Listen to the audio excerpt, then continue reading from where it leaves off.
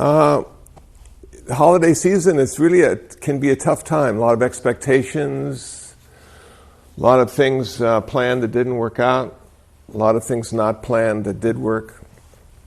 I got an invitation to speak in February of 2015. And it came about in an interesting way. I was giving a talk at a place called Pilgrim Place. Pilgrim Place is in Claremont, and this is where this is a retirement community for clergy and social action people, and it's fascinating. And I gave a talk about Buddhism there. There was like one Buddhist, and they liked what I had to say. And about a month later, I got another invitation to be a keynote speaker in San Bernardino to a group of clergy people and others who are really smart and theologian-like and only invite scholars to speak. So I took that as a wonderful compliment. And then it turns out I am the first person who wasn't of the book to speak. So I'm the first non-theist and I'm the first Buddhist. And I'm going to speak about why I am a non-theist and a Buddhist. And so what a joy. How many blessings do I have to be able to go and hang out with people of that caliber and get fed as well. So I'm really looking forward to that. Now, you might wonder what Buddhist monks do for Christmas. Well, first of all, we take a really long nap in the afternoon. That's the best part. But I was invited to go to Dana. Now, Dana, D-A-N-A, is a meal that lay people give the monks. And they feed the monks, and they get merit for feeding the monks, and the monks get to stay alive another day. And so I was invited. I was the only, Westerner, Caucasian, whatever category I fall into. And I was Mahayana. Everybody else was Theravada. I was Mahayana. I got to sit at the end of the table, which was fine, because I'm junior to everyone when I go to a Buddhist temple. And it was really good food, a mix between Bangladesh and Sri Lankan. I had no idea what I was eating, but it was spicy and filling. And then we got our Dana gift bag. And each one of us got a little bag filled with goodies. And I thought, wow, and Christmas is cool. And we had hand soap and dishwashing liquids and brushes and sponges and all the things important to being a clean monk. And so I thought, so many times gifts are given that are absolutely not useful at all. And every gift that were given to the monks could be used in a way to make their life better. And then I was asked to give a talk. They never tell you, we'd like you to talk. They just hand you the microphone, and then they want you to say something. So I talked about feeding cats, and there's big smiles in the room. And then at the end, the monk who closed the ceremony wished everybody a Merry Christmas. And I'm thinking, Buddhism in America, where else would the Buddhist monks say Merry Christmas? And then the people that were there just sort of smiled, really not knowing what to do. But I thought it was nice. So I'm going to talk a little bit about being thankful and what generosity is according to Buddhism. Now, when I was researching generosity and Buddhism, there's a lot of stuff. It's not simple. It turns out that being generous has many levels and many consequences. And you can really be skillful at being generous, or you can be not so skillful at being generous. And it's all about merit and enlightenment.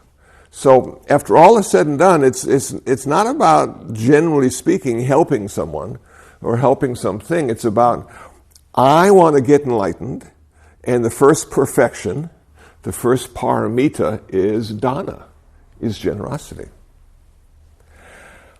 So, where do we start?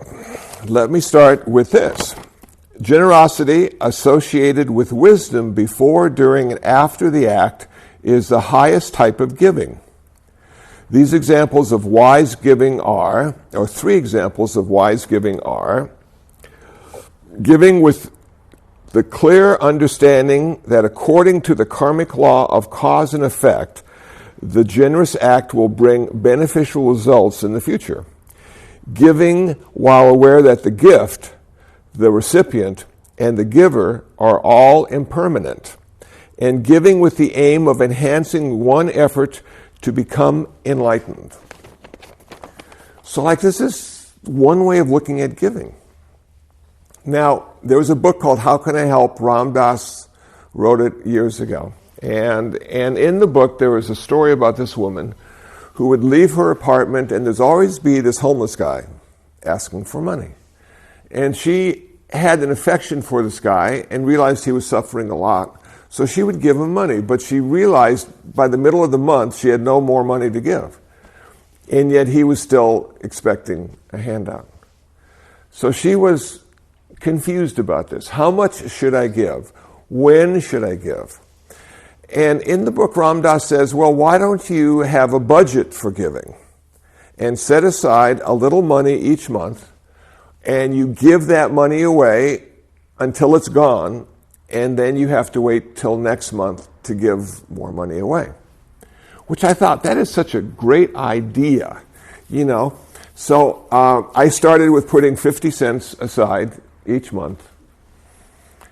And it went quickly. So then I added a few more dollars. And then you have to figure out who you're going to give to. Do you give to people who ask for it? Do you give to people who don't ask for it and surprise them? Do you give to like monks or priests or people who are really smart and spiritual and doing something to get more merit? Or do you give it to other people who aren't so smart and spiritual and get less merit? So I continued to wrestle with this whole idea, and then I became really good at giving money to the universe. And I've spoken about this before, but I'll speak about it again. So what I would do is I would use vending machines as my vehicle of generosity. And I would leave the change behind. And people would find the change in the coin slot and say, today is my day. And for 25 cents, I could change their life. And it really worked well. Because I didn't know who got it or what they would use it for. All I knew was that I was not going to take it with me. I was going to leave it behind. And I had remembered reading long, long ago in Buddhism about generosity that the most important thing about being generous is it chips away at your greed. That the three poisons the Buddha kept talking about was greed, hatred, and delusion. And this greed is really difficult to get around because we are self-based. It's all about us. We need to survive. And so until we get in our practice or get a practice that allows us to transcend self for a while and see how important the other is and see that the other is always connected to us and we to them, that we're going to think about ourselves first and everybody else second. So this idea of generosity just sort of chips away at my greed. So now when I give money to people, I don't think about it as helping them or making their life better. If you give $2 to someone, it's probably not going to make their life better. If you give $2,000 to someone, it might start at making their life better. But you read about the stories about the people that win the lottery, and their life goes to hell. And they're broke, and people hate them, and their money is just gone, and they're less happy than they were before they won. So as my greed gets less and less, I see the importance of generosity and think about how many times people have been generous to me. Now, when I started giving Dharma talks and doing my stuff, nobody gave me anything except a hard time. And that's to be expected.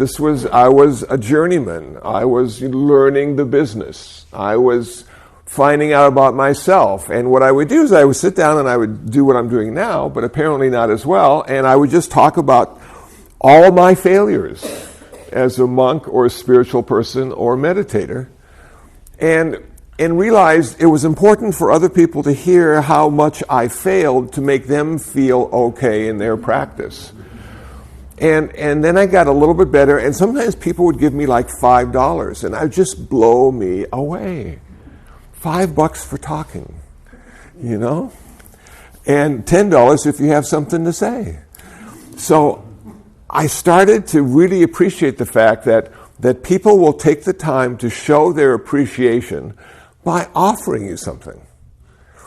Sometimes I have this woman that comes to meditate, and once a month she brings me a box of cookies from Trader Joe's, little mints with sparkly things on top, and really good, and put me into a sugar depression within a half hour after consuming them. And she just smiles every time she hands me this box, and I'm thinking, if I get diabetes, I'm not sure this is going to be the best gift for me at this point in my life. But that's another issue too that comes up with generosity, is accepting the generosity of others. It's really hard. It's really easier to give than it is to receive. And I don't know why that's the case, but we feel sometimes self-conscious, not worthy, it should have been more. Whatever we think, when that moment occurs, it may not be skillful.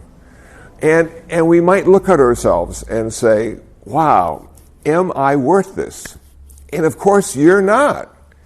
That's the deal. That took me 10 years to understand. That when somebody gives me $5, they aren't giving it to me, they're giving it to the robes I wear, and the practice I have, and the lifestyle I keep. That's what they're honoring. It's not me. They don't know me. I don't even know myself. I'm still figuring it out. And when I get to the end of trying to know myself, what do I come up with? Emptiness. I'm not even there in any real way. Just moment to moment, something manifests and then goes away. So, let me talk about being thankful, and then I'll continue my generosity. I was on a radio program a few months ago, and it was sort of an interesting thing. I'm not quite sure what it was. It was being video recorded for the internet and going live as a radio program over the air. And it was sort of spiritual and cute, and they have a bunch of interesting guests, and then they had me. And at one point they asked me, what are you thankful for? And I said, nothing.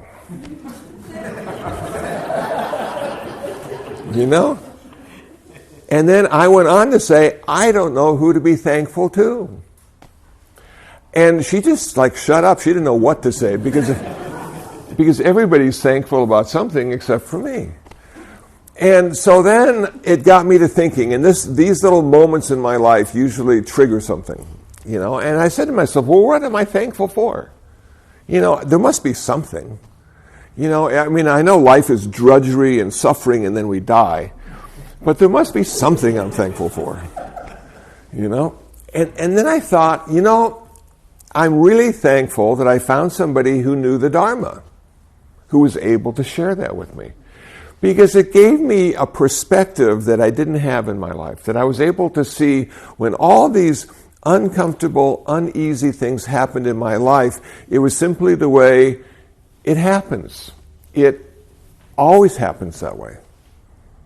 And when the really good things happen, and you have these moments of bliss and joy, these are the special moments because these aren't supposed to happen, according to Buddhism, I thought back then. That every time something good happened, I'm thinking, wow, why didn't the Buddha ever talk about this? Well, I think what the Buddha was saying to me when I came to Buddhism was this, that from a practical point of view, your life will be difficult most of the time. You'll be born.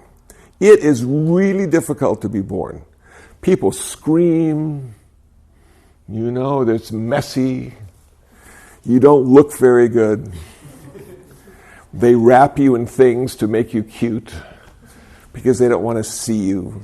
And then you get your first teeth and you cry all night because getting teeth really hurts.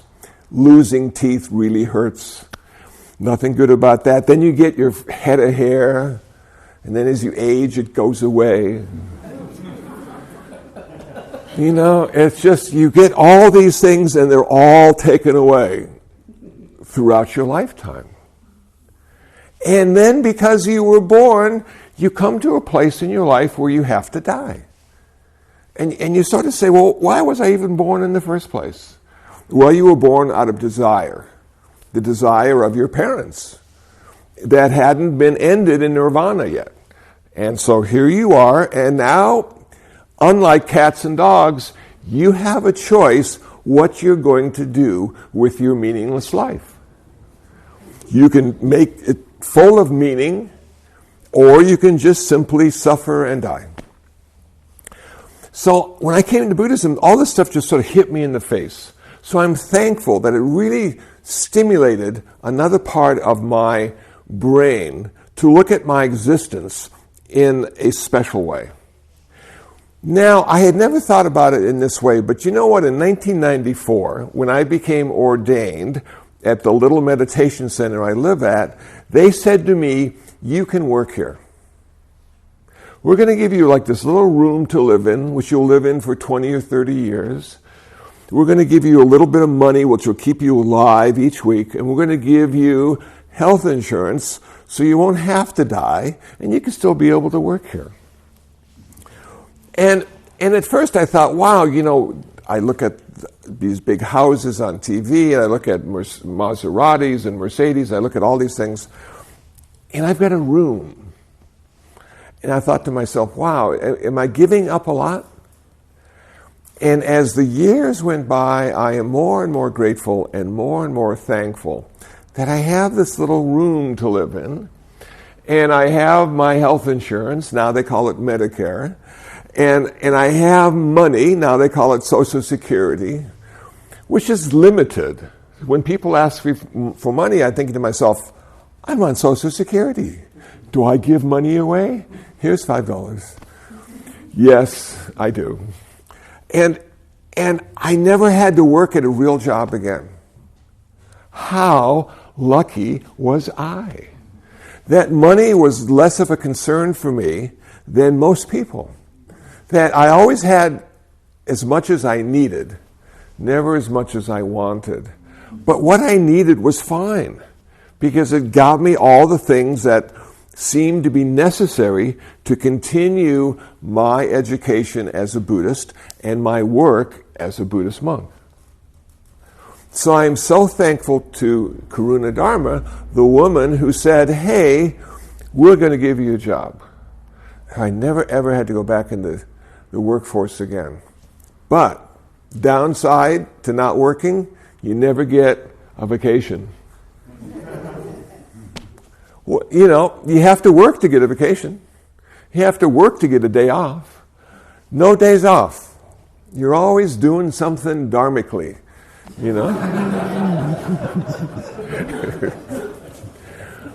Whether you know it or not, and there you go. So really, really thankful for that. And thankful that I have the burden of caring for animals. See, I didn't want to care for animals. About 15 years ago, the guy that was caring for all the center animals, we had birds and fish and dogs and cats, said, I am so tired of caring for these center animals. I am not going to do it anymore. You got to find somebody else. And so they came to me and said, would you like to feed the animals? And I thought, well, that sounds cool. So I started to feed the animals. I should have known this, but it slipped my mind. They eat at least twice a day. So twice a day, every day, for the rest of my life, I'd be in the backyard feeding animals. It would be raining, it would be sunny, I'd have other things to do. The animals were always there waiting for me to feed them. So for the first year, it was a lot of fun, and for the next 5 years, it sort of sucked. Because it was like a job. And, they never say thank you. And you buy them food, and they get bored with that. They want different food, better food, new food. Then they want your food, So, but then something happened. And what happened was this. I was doing mandatory generosity practice. It was mandatory. I was being generous twice a day. I was being generous with my time, and I was being generous with the food. And at first, the center bought the food for all the animals. But then something changed, and they said, why don't you buy the food for the animals? And I said, well, okay, it can't be that much. Well, it is. But I had enough money to buy the food. It was okay. I didn't have a charge card. I didn't have a student loan. I didn't have a mortgage. I just fed animals. So I had enough money to feed the animals, and then more animals came because they found out free food in the backyard. So now we have possums that come at night, and we have all these other creatures that I never see, but the food is gone. And I'm thinking, wow, look what I've created. I've created a refuge and a place for animals to come to eat so they can stay alive. And there's no charge for this service. And I always clean all the dishes, which is something I never did before. But I'm cleaning the cat dishes. And when we had dogs, I'd be cleaning the dog dishes. And then I get my little shovel and rake and I clean up that. Food everywhere, before and after. And then, I would go away, and then they would go away, and then we'd all show up again. So all these years, I've had this practice of generosity, which has just chipped away at my greed and chipped away at my selfishness. And now I see the other, and I see the connection, and I see the blessing. It was a blessing. I am thankful that I was made to feed the animals because I had no clue how much joy and happiness it could bring. And what kind of relationships I would have with these little guys. They're all my friends. I talk to them, they talk to me. Nothing special, nothing profound, just a bunch of noise. But there's some connection in the noise that we have, and it's wonderful. Then they die. And I thought, what a great lesson as I cry and dig the grave, They're just like, man, another one down. One of the cats, little Leo, died Christmas Day. And I remember this specifically. It was 12:20 in the morning. He had kidney failure. He had been going for the last week.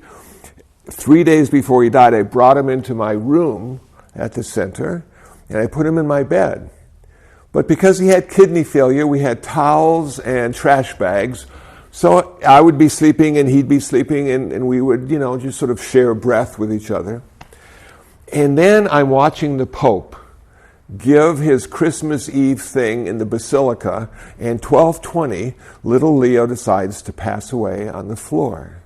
And I thought to myself, I bet little Leo is half Catholic. And was just waiting for this moment. So I wrapped him up, went to bed, and the next morning I got up early to dig his little grave. And now he's in our backyard forever. And he found his way home. And we're expecting in about 20 years for him to knock on the front door and rent a room. And we'll say, Leo, good to see you back, man. You can have that room over there. But those are the things you start to see that the farmers and agricultural people saw long, long ago that we miss in our urban environment. The life and death cycles that everything goes through. And because our pets don't live very long, we get to see a lot of life and death cycles with them. And we get to feel sadness and joy and happiness and grief. And we just look at this as going, wow, it's such a blessing and such a curse because they have to die. And then as you get older, you start to look around you and you see all the friends and relatives that you used to have, but now they're dead too. And you go, wow, what should I do? Well, you should live until you die. And you should get some kind of form made out so they don't have to fight over the $3 you're going to leave behind. You know. And then you want to have some kind of hospital thing saying, just let me die. Don't keep me alive any longer than I have to be here because I got to come back. It's not like I'll never be back again. It's like the sooner I die, the sooner I get to start again. And then I get to suffer more. Until one day that magical realization occurs in your life. Enlightenment. It just sort of like happens. You know, one day you go to sleep and the next day somebody else wakes up. You go, wow. Made it. But you won't know you've made it. It'll just be another day. You'll be chopping wood, carrying water. That's what you'll do. And life goes on. So I'm thankful that I have this perspective. I'm thankful I have a place to live. I'm thankful people are generous with me. I'm thankful that I found out how to be generous with others as well. And I continue the work. There's no rest. I thought as I got older, I would do less. In fact, I just quit going to Thousand Oaks, Agora Hills. I've been going there for 13 years every month to teach. And I said, maybe I've done it enough. Something else will happen. So I let them go, and they were really sad, and I was a little sad too, but 13 years. I only talk about 10 things. In 100 different ways. So they had heard them, they had forgotten them, but they had heard them. Generosity. The third factor involved in giving is the gift itself, which can be either material or immaterial. Dharma dana, the gift of the noble teachings, is said by the Buddha to excel all other gifts. Wow. Those who expound his teachings, monks who preach sermons or recite from the Tipitaka, teachers of meditation, frequently share the truth, thus practicing the highest kind of generosity. Those of us who are not qualified to teach the Dharma can give the gift of Dharma in other ways. We can donate Dharma books or pay for the translation or publication of a rare or new manuscript propagating the Buddha word. We can discuss the Dharma informally and encourage others to keep precepts or to take up meditation. We might write an explanation of some aspect of the Dharma for the benefit of others. Giving cash or labor to a meditation center or helping support a meditation teacher can also be considered the gift of the Dharma, as the purpose of the center and the teacher is the transmission of the Buddha's teachings. Now, Holly talks about this after every talk. She'll say, we're so happy you came, and the teachers aren't paid by us, so they are paid by the generosity and donations that you give, and our center exists because of your generosity and the donations you give. And if you can't afford anything, now she never says this, but I think it's good. If you can't afford anything, thank you for giving us your time. No, I don't have to say that. No, you don't. So you see, everybody can be involved in the highest form of generosity, sharing the Dharma in many different ways. And we don't have to proselytize. We don't have to stand on the street corner. We can simply be kind. We can simply give someone our ear for a few minutes and listen to their story. What a gift that is in a busy urban environment.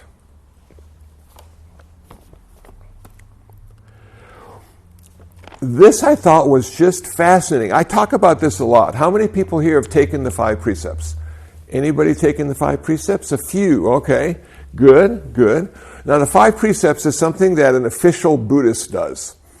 And I should say more like an official religious Buddhist.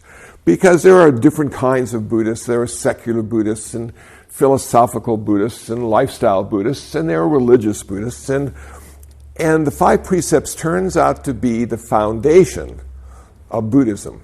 Buddhism is a moral way of living in the world. So, those who have taken the 5 precepts, these great givings compromise the meticulous observance of the 5 precepts. By doing so, one gives fearlessness, love, and benevolence to all beings. Now, how could that be the case? How could taking the 5 precepts give love, fearlessness, and benevolence? If one human being can give security and freedom from fear to others by his behavior, that is the highest form of dana one can give, not only to humankind, but to all living beings. So it sort of works like this. The 5 precepts are, I will practice not to take life. I will practice not to take what is not given. I will practice not to indulge in sexual misconduct. I will practice not to speak unskillfully. I will practice not to consume intoxicants. And now you move in next door to somebody, and you're practicing the 5 precepts. And they find out you're practicing the 5 precepts, and they feel more comfortable because you're living next door. And they assume you're not going to kill them or steal from them or do all the other things, get drunk with them. They assume all these things, and their life is better because of the 5 precepts. And you've given that to them through the practice of morality, or sila, as we call it in Buddhism.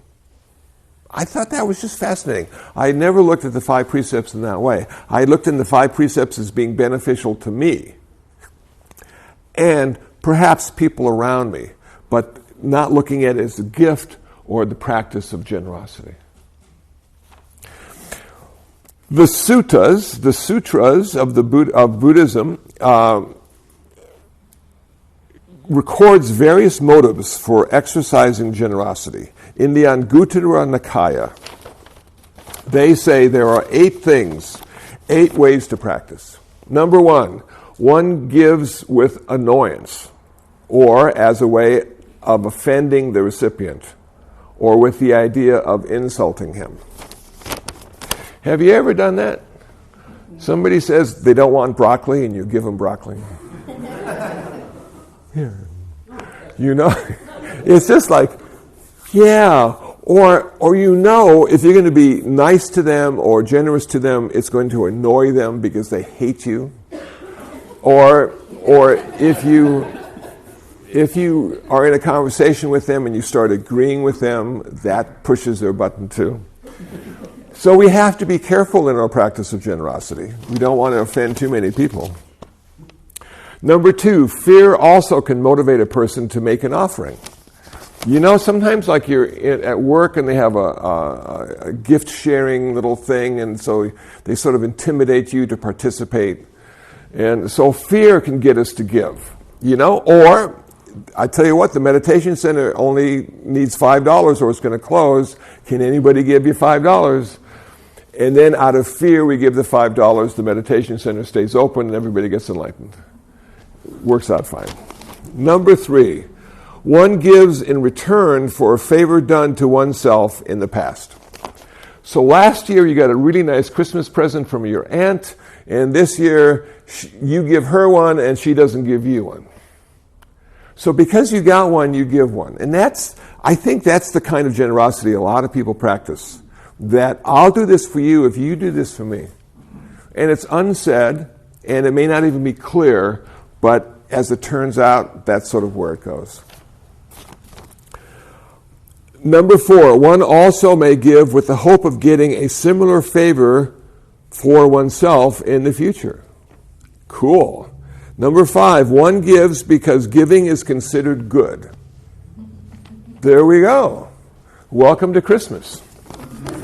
You know? Number 6, I cook, they do not cook. It is not proper for me who cooks not to give to those who do not cook. Some give urged by an altruistic motive. So if we have a skill, right now we're building stuff in the backyard of our meditation center, and we have these people that are coming in and pretty much donating their services to build this stuff for the Buddha. And it is so cool that they're doing this from an altruistic perspective, from a Buddhist perspective, practicing generosity. They have the skills, we don't. And they're donating their skills. So I see it manifesting a lot at Buddhist temples. Some give alms to gain a good reputation. You know? Look at him. And you see these people who are celebrities and well off will sometimes give $10 million to UCLA. You go, wow, that is so cool. And then they get their name on the building. That is even better. Because that name and building will last a lot longer than they will. Some others give alms to adorn and beautify the mind. Wow. So we, in our giving, I think we need to look at our intention. We need to think of dana as being a practice, the first perfection. We need to think of who's going to get it, who's going to give it, and is it an appropriate gift?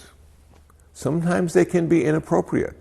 And you may not realize that, but in giving monks tickets to the play, it may not be appropriate because they're not going to go to the play. And you say to them, but you're going to love this play if you decide to go. And the monks are going to say, well, but we don't go to plays, no matter how good it is. And so in this case, we need to look carefully at ourselves, find that selfless place. We need to look carefully at the person we're going to give to and decide if it's worth giving to. And that may be the hardest part, that you may look at someone and say it's not worth giving that person any money at all because it's not going to do him or her any good. It'll just be a waste of money. And that's when you reflect on yourself, but I'm not giving it to them. I'm giving it to me so I'll have less greed. I'm giving this generosity to myself. And then you give the person $2 and they do whatever they want to do with it. And then if you find somebody who's worthy, somebody who has been practicing and your generosity allows them to practice longer and be of service to others, that might be the place to go. And you can do that at the LA Mission downtown. Those people have been practicing a long time, and they are serving the population who needs it the most. And by giving to them, that merit is multiplied.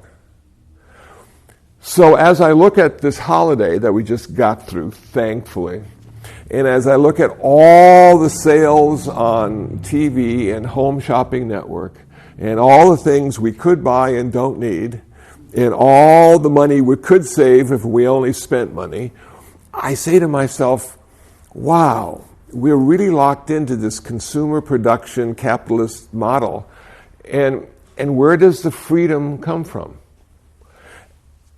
I suppose the freedom comes from the choice to give to others, to appreciate the fact that you have enough, no matter how much it is, to be able to give. And if you have nothing at all, you may have time to give, which, as I age, becomes even more valuable than money.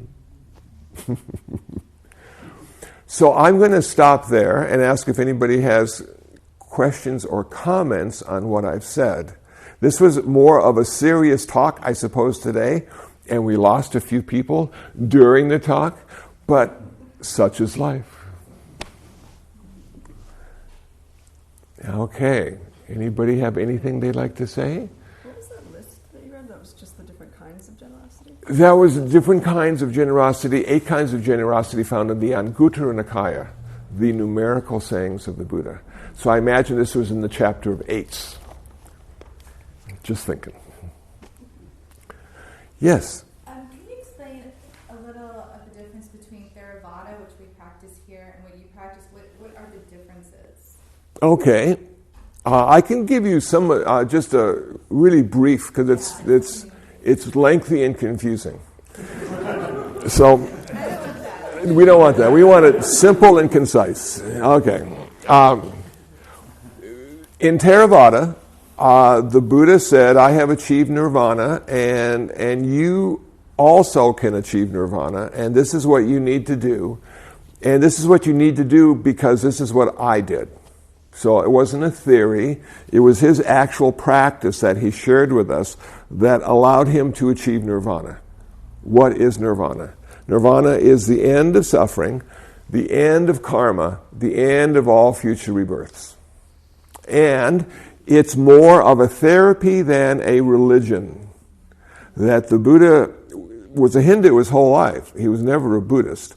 The people that followed him after his death called themselves Buddhists. And the word Buddha means one who is awake. So these were followers of the awakened one. Worked pretty good for 500 years. And then Buddhism went to China and got fused with Taoism and Confucianism and became a religion. And when it became a religion, the goal of Buddhism changed. The goal of Buddhism now was to become enlightened, not to achieve nirvana. Enlightenment, according to me, is the direct experience of the interconnectedness and interdependence of all phenomena. And that would mean everybody's us and we are everybody. All things, all people, and us are always connected and interconnected. And everything is conditional. Nothing exists without all the other things. In changing the goal, they also changed from being an arhat, one who achieves nirvana, into being a bodhisattva, one who postpones nirvana until all sentient beings are saved. And then they decided to be reborn time and time again as a human to be of assistance and service to all things until all things had been saved in the sense of achieving nirvana and the end of suffering. So we have the Catholics, the early Buddhists, and we have the Protestants, the Reformed Buddhists. And then we have the Vajrayana, the Tibetan Buddhists, and they're sort of like Unitarians maybe. So we have these like three categories. Now, we all had the same father, we all had different mothers. And so what we see is we have a different way, a different philosophy, different perspective, different goal. But in all forms of Buddhism, you'll find the Four Noble Truths, you'll find the Eightfold Path. You'll find a lot of similarity in the same way in all of Christianity. You'll find a lot of similarity and a lot of differences. We have the same thing. So now you say, well, which one is better? Which one is better? And the best one is the one you're practicing. You know, I have a couple different cameras. And I have an inexpensive camera, I have a more expensive camera, and I was thinking to myself, which camera is the best? And it turns out, which camera is the best? The one I have with me at the time I'm taking the pictures. So which Buddhism is the best? It's the one you're practicing right now. Do they all lead to the same place? Eventually. There's a longer way in Mahayana, a shorter way in Theravada. So my teacher, who was Theravada, he came from Sri Lanka, would always giggle when the Mahayana talked about being a bodhisattva first and then waiting and saving all people. And my teacher would say, you know, if you have the opportunity for nirvana, take it. You know? So he was so he was wise in his own way. Is that helpful? I wonder what the long version is, yeah. Well, the long version is saving all sentient beings. Because they've been doing that now for 2,000 years. And we still have more people to be saved rather than less. You know? Yeah. Thank you. Yeah. I just wanted to ask a question about generosity. I have a man who lives behind my place in the alleyway, and he's kind of slowly drinking himself to death. He drinks and he urinates all over himself and whatever. So he always asks me for money, and I always bring him food instead. And you were talking about, you know, is that my decision to make? in some way. I bring him sandwiches, and it's been cold. I've been bringing him soup, and he continues to drink himself to death. But he always asks for money, and I give him food instead. And I'm kind of making that decision in my head not to aid his destruction. But I wasn't quite sure about what you were saying. I think that falls under the appropriate gift, Okay. the appropriate act of generosity. Okay. And you get to choose, because you're the one that's giving. He's the one that's asking. Because he's a beggar, he can't be a chooser, even though he'd like to be. So it's your choice, and if you feel appropriate to give him money, that's fine. If you feel more appropriate to give him food, that's fine. Okay. So Yeah. I misunderstood. Sorry.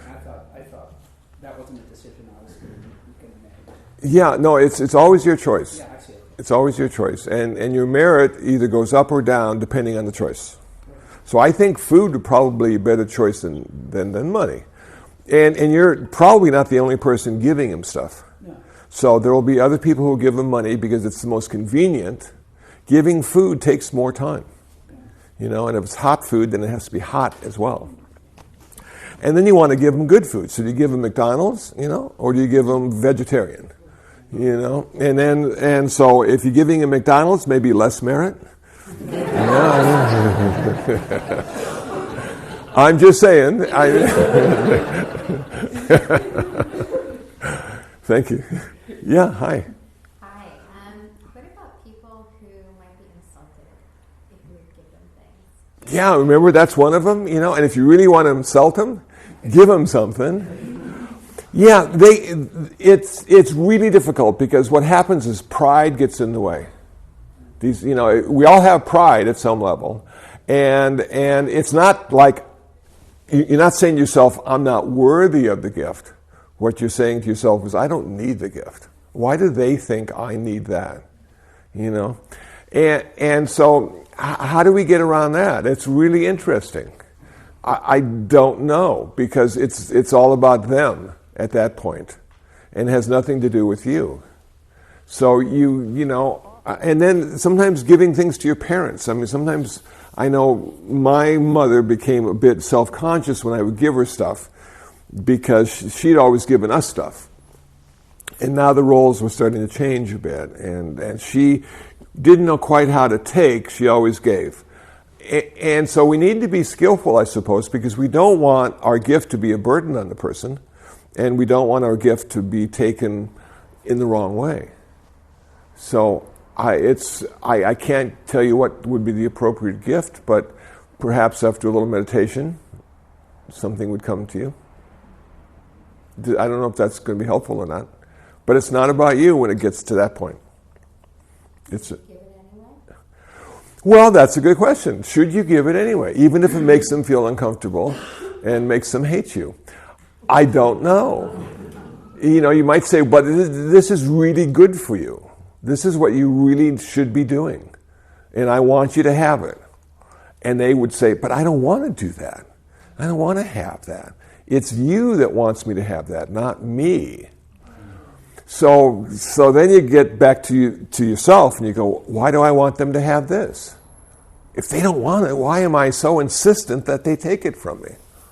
Maybe I should give it to somebody else who could appreciate it, or maybe I need to rethink how I feel about this person and how I see this person. And I found with my practice in Buddhism that everybody was my mirror. They all reflected me back to me. And sometimes I couldn't see that. Sometimes, I cursed them. But generally speaking, it was just about me not seeing quite as clearly as I could have. It's great practice. I'm fond of saying there are two kinds of teachers in this world. The ones that show us what to do and the ones that show us what not to do. The second category are my greatest teachers, and I have a lot of them. A lot of people show me what not to do. Thanks for the question. Sorry I couldn't give you a good answer. It's more of a Zen answer. No, that's exactly what I needed. Okay. Thanks. Yeah, Jeannie? Yeah, well, this all happened before I walked in the door. I had 2 calls, and one was from my brother. He's mad because this cleaning lady that I have our whole family and all my friends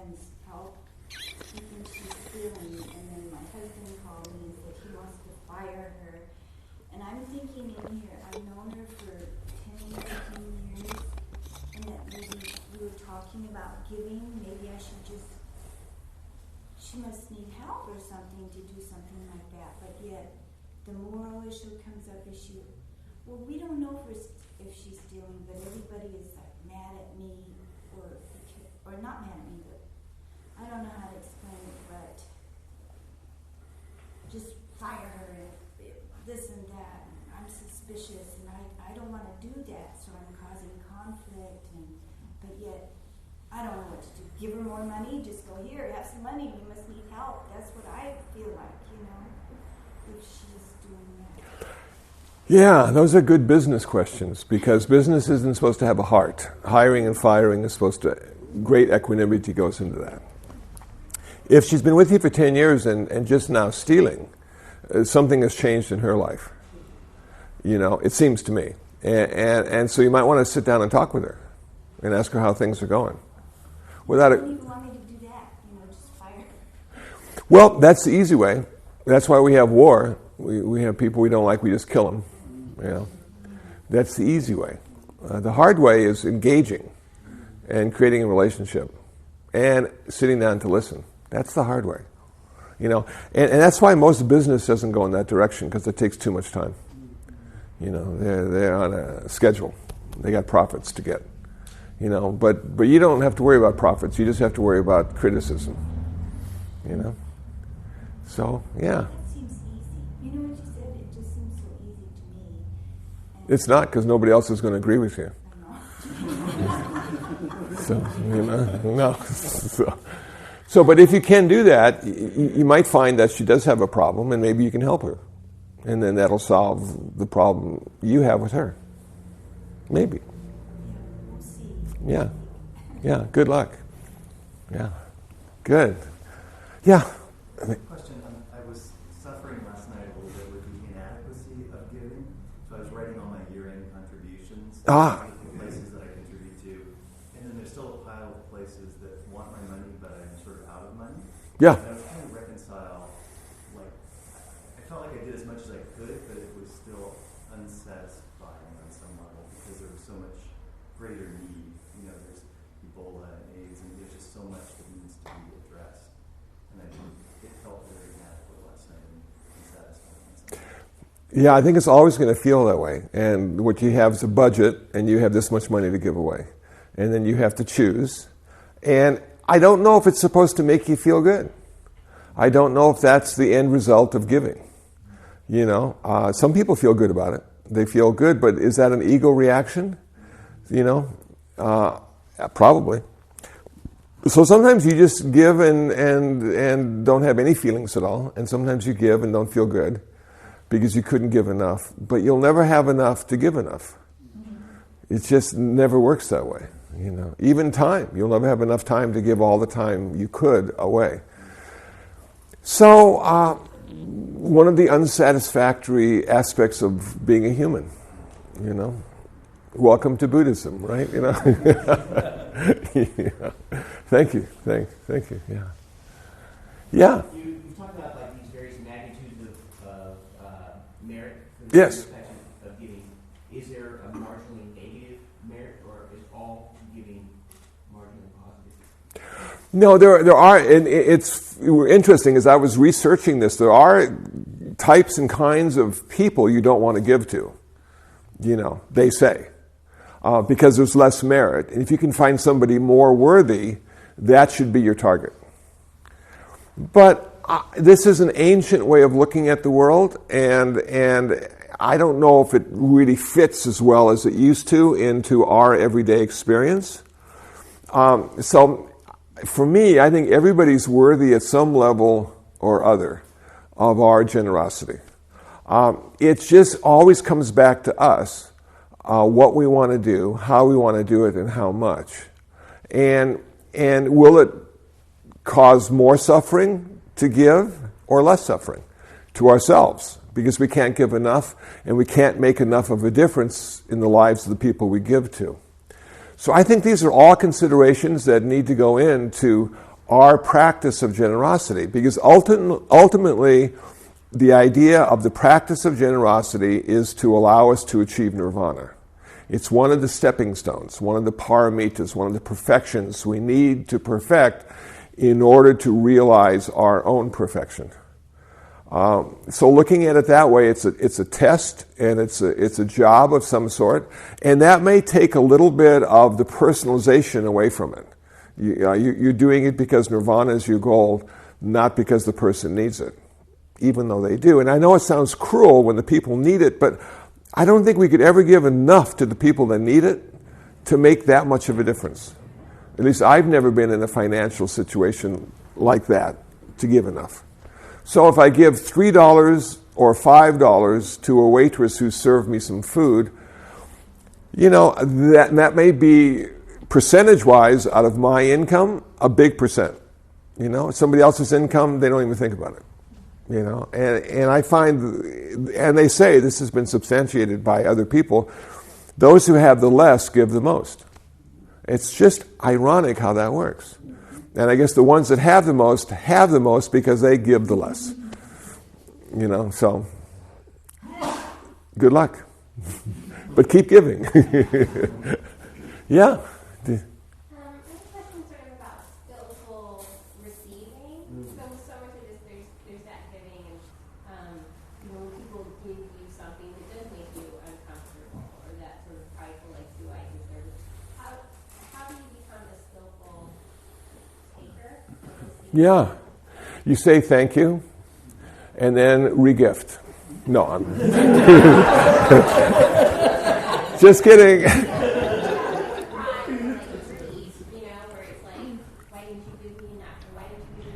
Yeah. Oh, I say that a lot when I get stuff, and to myself, but they took the time. I got somebody used PayPal in Yugoslavia to send me $5, and I thought to myself, all the time and effort they went through to get that little PayPal $5 to me, and then PayPal took a percentage. So it was like $4.80 or something. I was so blown away by the thought and the intention behind it. I allowed them to practice generosity. It allowed me to practice receiving with an open heart and a grateful mind. And so this give and take between these two people half a globe away made a difference. So people oftentimes choose wrong in what they think we would like or need or would appreciate. But because they did it in the first place, I'm always grateful and thank them. Yeah. So I would say don't say anything negative about any gift. Just say thank you and go on to the next thing. Yeah. Yeah. I'm struggling with a decision right now, and it kind of relates to a lot of the topics we were discussing, like want versus need, and the giving and receiving. And it's a relationship I was kind of in, and I feel the need to end it in a proper way. And I know that it's a validation that I need for myself to end it, to say everything that was true and when it happened, rather than just letting it fade away. And I know that a decision will, lie with me whether I'm going to do it or not. But I'm asking everyone else around me, what do you think? What do you think? And a lot of people have their own opinions, and I know for me it's about this validation of like, this is what I'm guilty of, and this is what I've done wrong. So I'm just not sure whether it should be done that way, like that's like a proper thing to do. Like, is it for me or is it for him? I haven't been in a relationship for 20 years.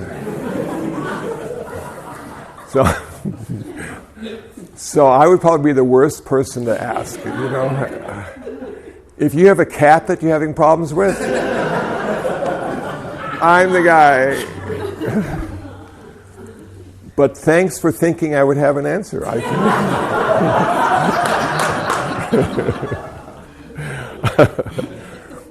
And having said that, our time has come to an end.